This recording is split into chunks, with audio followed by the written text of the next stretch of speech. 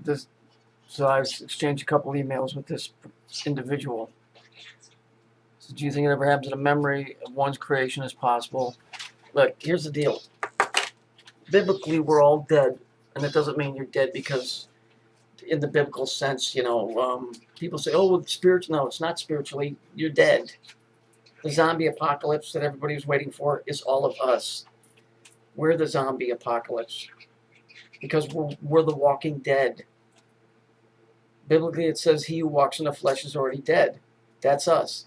And it's a fuck deal because the cards were stacked against us before we ever even got here.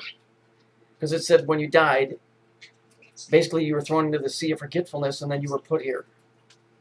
The thing is it appears to me, unlike anything else, I could be wrong, but the way I'm getting it is you have to be able to ask for forgiveness. But here's the trick. Anybody can ask for forgiveness, but you got to remember what you did.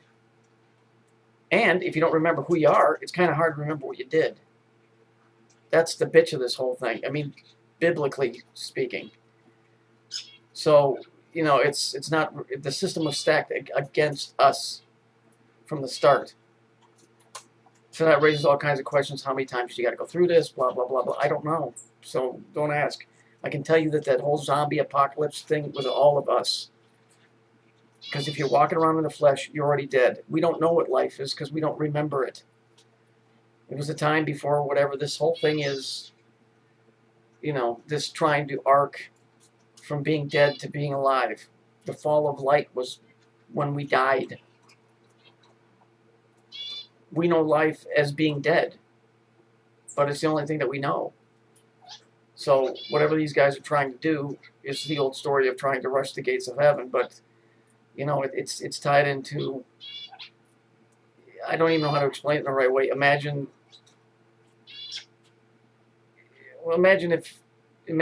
that what we're saying is not what it is.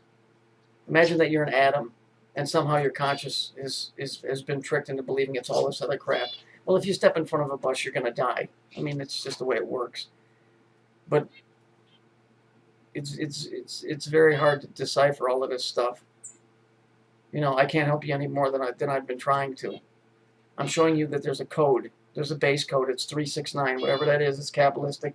If this is the dream state, then some of us are more awake in the dream state, but we ain't awake. I mean, that's the way it was explained to me by whatever it was that I was talking to a couple of years back. It said you're awake in the dream state, but you're not awake. Most people aren't even awake in the dream state. Those are the ones that you can't get through to. But we're not awake out of this.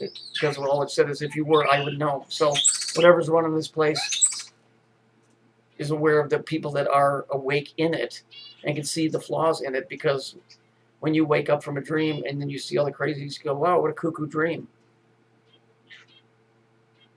But when you're in the dream, it seems normal. We're awake enough, we're going, this is crazy crap that's going on here.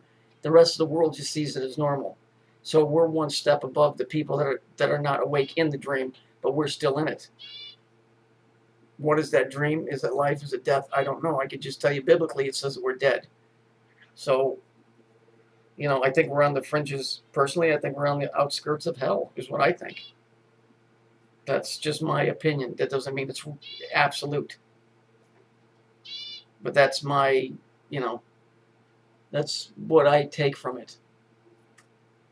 So, you can do with that what you want. I'm just saying. I don't have all the answers.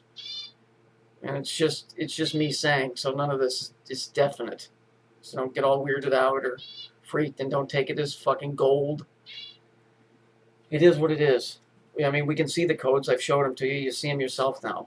So that's telling me that there's an intelligent design behind there that keeps running the same stories over and over and over again. So, whatever this fall of light was that got McCleary and his kind stuck in an alternate dimension, because that's where he's at. I guarantee you that's where McCleary's at. He's stuck in an alternate dimension. In his own words, it's like he's stuck in an elevator shaft. Basically, he made it sound like he was stuck in a bell. Us, on the other hand, we dropped a dimension, which sounds to me, again, like we died. And, you know, according to his story, they were tricked into blowing up this thing, whatever it was, and he will never answer who tricked him or what the whole thing was, but something. It was a big catastrophe. It was a big catastrophe. That's why I think 9/11 was a repeat of whatever that big catastrophe was, and there was a bunch, you know, we can get into that later.